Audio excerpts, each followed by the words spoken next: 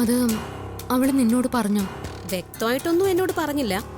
പക്ഷേ നീ മനഃപൂർവ്വം അവളുടെ ശാന്തി മുഹൂർത്തം നീട്ടിവെക്കണമെന്ന മട്ടില അവള് സംസാരിച്ചത്. നീ അവളോട് അങ്ങനെ പറഞ്ഞിരുന്നോ? അതെ, പറഞ്ഞിരുന്നു. നീ എന്തിനാ അവളുടെ ശാന്തി മുഹൂർത്തം നീട്ടിവെക്കണമെന്ന് പറഞ്ഞത്? ഒന്നും കാണാതെ നീ അങ്ങനെ പറയില്ല എന്ന് എനിക്കറിയാം. എന്താ കാരണം? പല്ലവിയുടെ ശാന്തി മുഹൂർത്തം ഇപ്പോ നടത്താൻ പാടില്ലെന്ന് ഞാനായിട്ട് പറഞ്ഞതല്ല.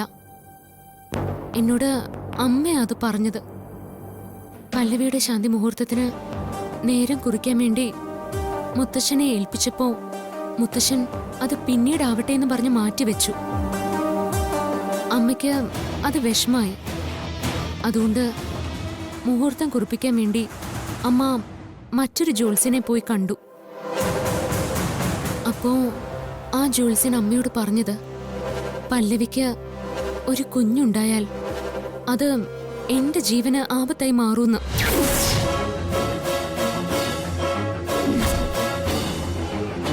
ജോത്സ്യൻ അങ്ങനെ പറഞ്ഞോ? അദ്ദേഹം അങ്ങനെ പറയാൻ എന്താ കാരണം? അതിന്റെ കാരണം ജോത്സ്യൻ അമ്മയോട് പറഞ്ഞില്ല. പക്ഷേ മുത്തശ്ശൻ പിന്നീട് ആ കാരണം അമ്മയോട് പറഞ്ഞു. പാരമ്പര്യമായിട്ട് സർപ്പദോഷമുള്ള കുടുംബം ഞങ്ങളുടേത്. ആ ദോഷം പരിഹരിക്കാതെ പല്ലവിയുടെ ശാന്തി മുഹൂർത്തം നടത്തിയ ആപത്താ. എന്നാ അത് പരിഹരിച്ചാ പോരെ?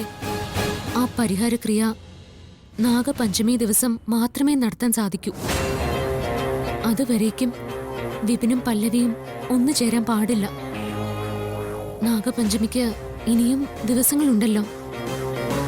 അതുവരേക്കും കാത്തിരിക്കാനാ ഞാൻ പല്ലവിയോട് പറഞ്ഞത്. പക്ഷേ അതിന്റെ ഗൗരവം പല്ലവിക്ക് മനസ്സിലാവുന്നില്ല. അവളുടെ ലക്ഷ്യം ഇവിടുത്തെ സ്വത്തുക്കളാ. അതിനുവേണ്ടിയാ ശാന്തി മുഹൂർത്തം പെട്ടെന്ന് നടത്താനായിട്ട് അവള് ഇങ്ങനെ വെപ്രാളം കൂട്ടുന്നത്. പ്രഭാവതി അമ്മയെ സ്വാധീനിച്ച് അവള് അത് നടത്താനുള്ള അനുവാദവും വാങ്ങി. വിശാൽ സാറും അതിനെ അനുകൂലിച്ചു. ഇനിയും എന്ത് ചെയ്യും? സർപ്പദോഷം ഉണ്ടെന്ന് പ്രഭാവതി അമ്മയോട് പറഞ്ഞ അവര് ഒന്നുകിൽ അത് എന്റെ തന്ത്രമായിട്ട് കരുതും, ഇല്ലെങ്കിൽ ആ ദോഷത്തിന്റെ പേരിൽ പല്ലവിയും വിപിനും തമ്മിലുള്ള ബന്ധം തന്നെ അവസാനിപ്പിച്ചു എന്ന് വരും. അതും ശരിയാ. അല്ല, ഇവിടെ ഇന്ന് പല്ലവിയുടെ ശാന്തി മുഹൂർത്തം നടക്കുന്ന വിവരം പാർവതിയുടെ അമ്മ അറിയിച്ചോ? ഒരുപക്ഷെ അമ്മ നേരിട്ടിടപെട്ട ഈ വിഷമത്തിന് ഒരു പരിഹാരം ഉണ്ടായാലോ? ഇത് പറയാൻ വേണ്ടി ഞാൻ അമ്മയെ കുറെ നേരമായിട്ട് വിളിക്കുന്നു. പക്ഷേ ഫോൺ സ്വിച്ച് ഓഫാ. ഇനി എന്ത് ചെയ്യും? എനിക്ക് എന്റെ ജീവന്റെ കാര്യത്തിൽ പേടിയൊന്നുമില്ല. പല്ലവി, അവൾക്കൊന്നും സംഭവിക്കരുത്. ഏതായാലും ഇക്കാര്യങ്ങളൊക്കെ ഗാർഗിയുടെ മനസ്സിൽ തന്നെ വെച്ചാൽ മതി. ആരോടും പറയാൻ നിൽക്കണ്ട. ഗാർഗി ചെല്ല. ചെല്ല്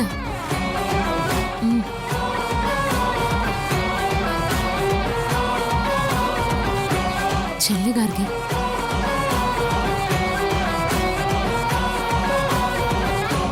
അമ്മയെ ഒന്നുകൂടെ ഒന്ന് വിളിച്ചു നോക്കാം.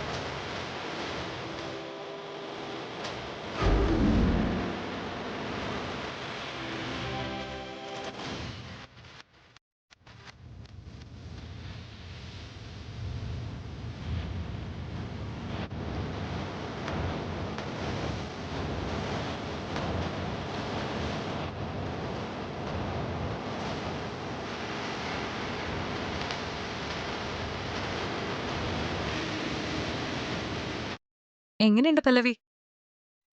സുന്ദരിയായിട്ടില്ലേ?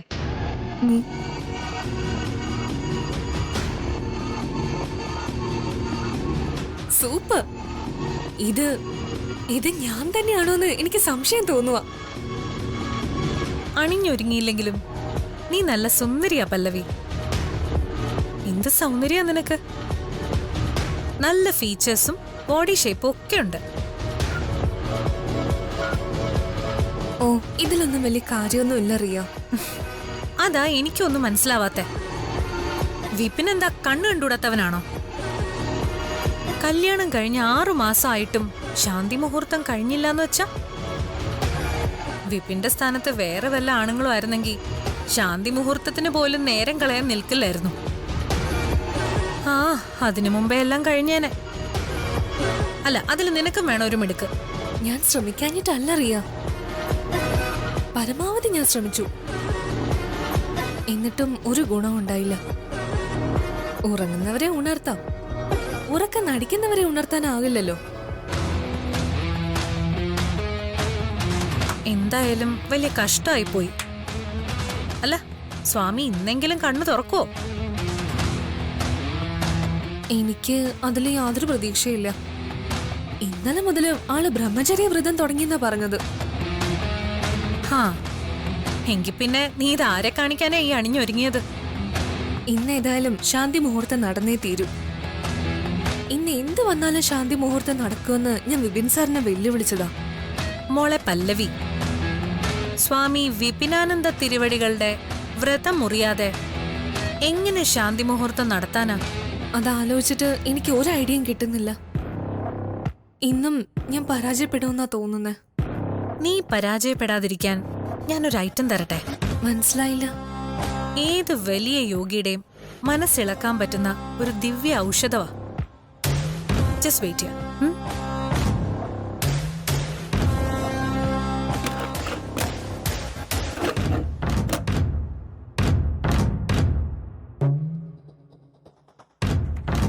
ഇതാണ് ആ ഔഷധം. ഇതെന്താ? ഇതിന്റെ പേരൊന്നും നീ എന്നോട് ചോദിക്കരുത്, ഞാൻ പറഞ്ഞു തരില്ല. പക്ഷെ ഇതിന്റെ പ്രയോജനം ഗ്യാരണ്ടീഡ് ആണ്.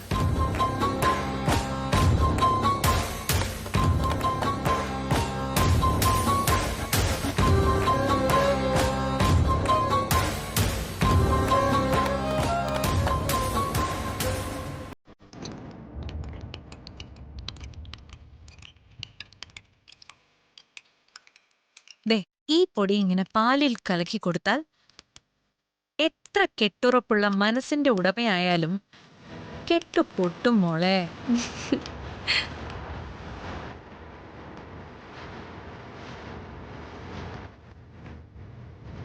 അമ്പടി കള്ളി, പെണ്ണിന്റെ ഒരു നാണം കണ്ടില്ലേ? ദേ, ഇത് കൊണ്ടുപോയി നിന്റെ കെട്ടിയവനെ കുടിപ്പിക്ക്. അവനെ പൂച്ചക്കുട്ടിയെ പോലെ നിന്റെ വഴിക്ക് വരും.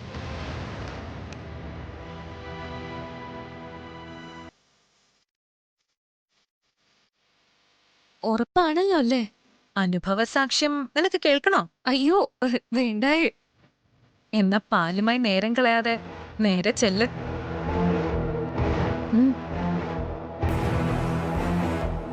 ഛീ.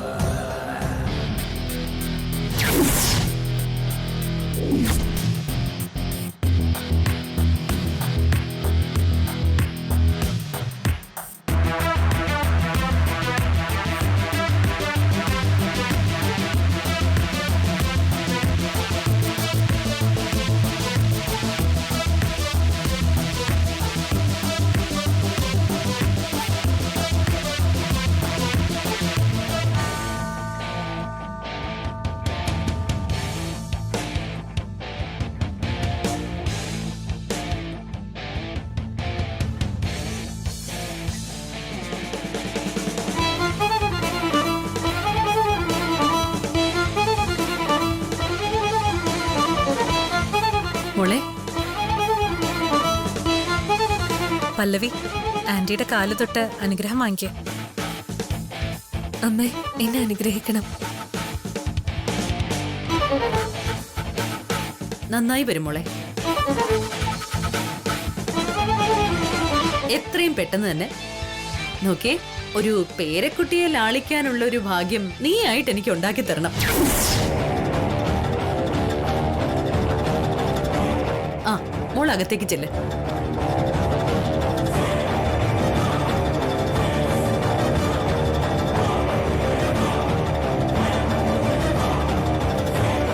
ആ പല്ലവി, വലതുകാല് വെച്ച് അകത്തേക്ക് കയറിക്കോ.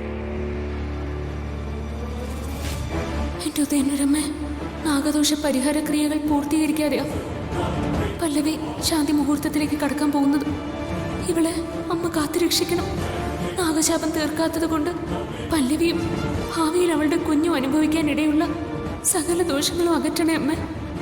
എന്റെ പ്രാർത്ഥന കൈവെടിയല്ലേ.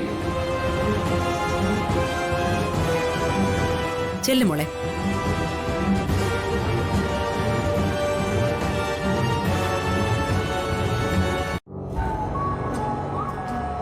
നീ നോക്കിക്കൂടി, ഈ വീട്ടിൽ ജനിക്കുന്ന ആദ്യത്തെ കുഞ്ഞ് എന്റെ വിപിൻ മോന്റേതായിരിക്കും. പറയാ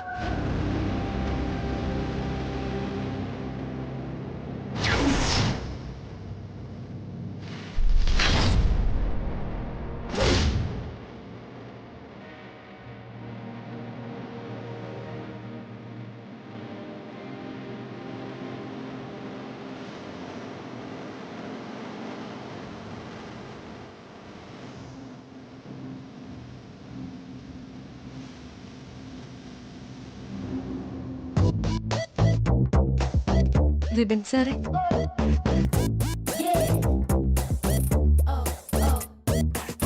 സാറേ, സാറിന്റെ ഈ ഗൗരവമൊക്കെ കുറച്ച് കഴിയുമ്പോ തകർന്ന് തരിപ്പണമാകും. ഇപ്പൊ ബലം പിടിച്ചിരിക്കുന്നു.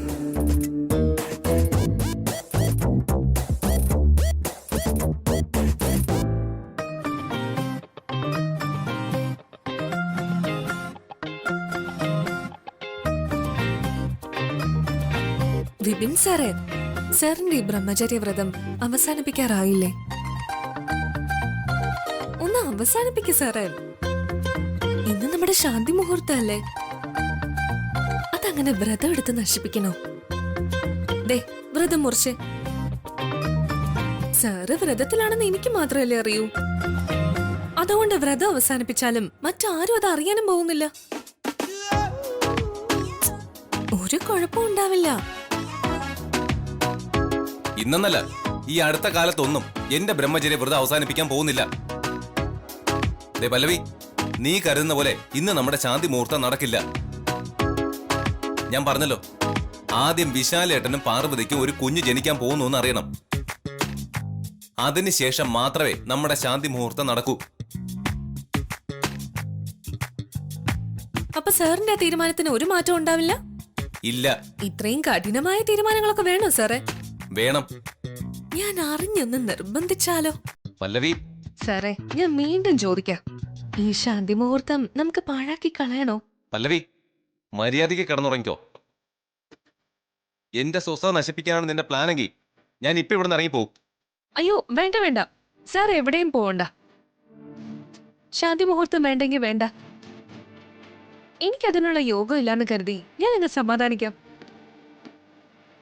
അല്ലാതെ പിന്നെ ഞാൻ എന്ത് ചെയ്യാനാ? സാറെന്ന് പറഞ്ഞതുപോലെ ഞാൻ മാത്രം വിചാരിച്ച ശാന്തി മുഹൂർത്തം നടക്കില്ലല്ലോ. നമുക്ക് എന്നത്തെയും പോലെ ഇന്നും കിടന്നുറങ്ങാം. ഏതായാലും സാർ ഈ പാല് കുടിക്ക്. അതിന് വ്രതം തടസ്സമൊന്നും അല്ലല്ലോ. ദേ, ഇത് കുടിക്ക് സാറേ, പ്ലീസ്.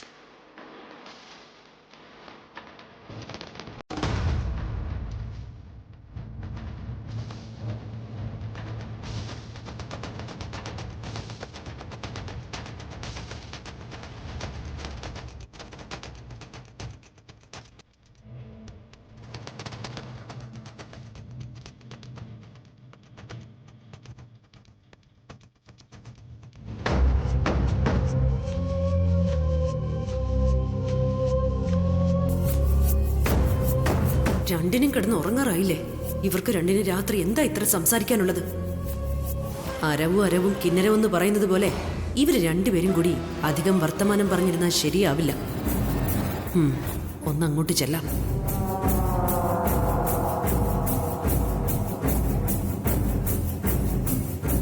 എന്തായാലും വിശാലേ, അതെ, എന്താ അമ്മേ? എടാ, എനിക്ക് നിന്നോട് ചില കാര്യങ്ങൾ സംസാരിക്കാനുണ്ട്. അമ്മ പറഞ്ഞോ? ഗോപിയേട്ടന് ഇതുവരെ ഉറങ്ങാറായില്ലേ? എന്തോ പറയാനുണ്ടെന്ന് പറഞ്ഞല്ലോ, അത് കേട്ടിട്ട് ഞാൻ പോവാം. ഗോപിയേട്ടാ, എനിക്ക് പറയാനുള്ളത് വിശാലിനോടാണ്. ഗോപിയേട്ടൻ പോയി കിടന്നോ? ഇവനോട് പറയാനുള്ളത് ഞാൻ കേട്ടാൽ എന്താ കുഴപ്പം? ഇത് വലിയ ശല്യമായല്ലോ.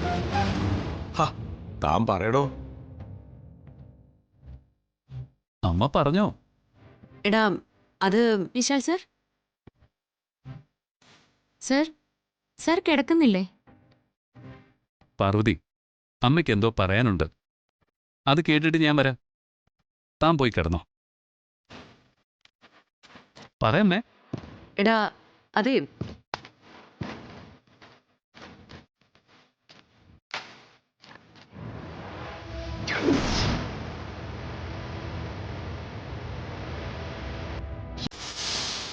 അയ്യോ, പാമ്പ്!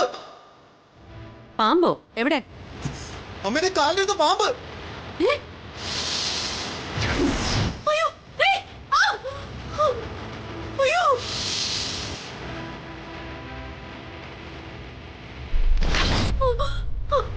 ഞാൻ പോയി വടി എടുത്തിട്ട്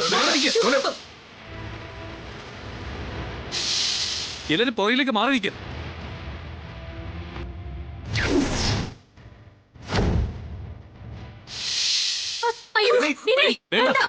ഒന്നും ചെയ്യല്ലേ, അത് പൊയ്ക്കോളും. അടിക്ക് വിനയ്,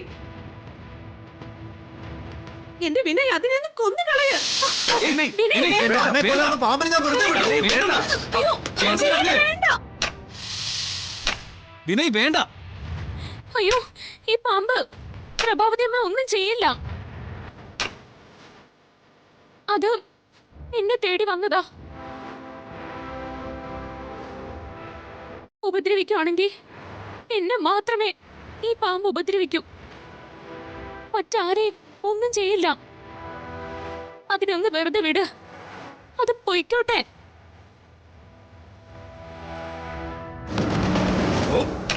വിനയ്, അതിനെ വിട്ടേക്കടാ, അത് പൊയ്ക്കോട്ടെ.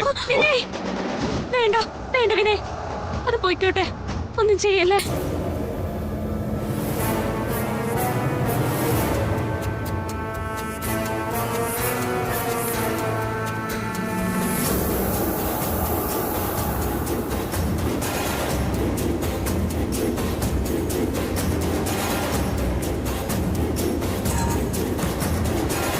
മോളെ പാർവതി,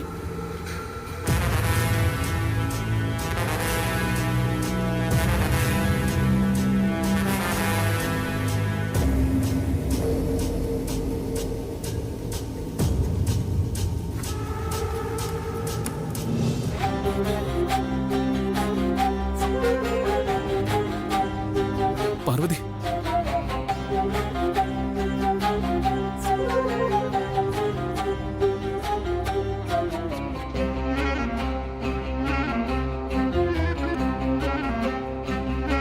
ദയവ് ചെയ്ത് ആരും ഉപദ്രവിക്കാതെ അവിടുന്ന് ഇവിടെ നിന്നൊന്ന് പോണം. അവിടത്തേക്ക് എന്താണ് ആവശ്യമെന്ന് വെച്ചാ ഞാൻ അത് നിറവേറ്റി തരാം.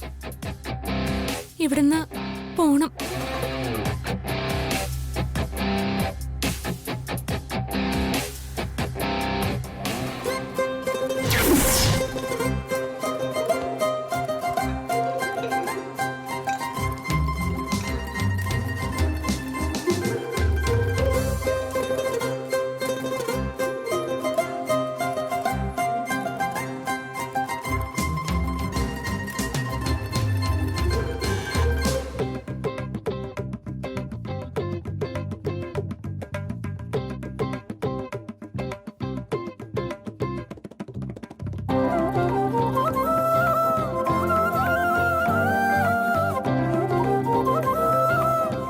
നേരെ ഇങ്ങനെ പുറംതിരിഞ്ഞ് കിടക്കുമെന്ന് നോക്കാം.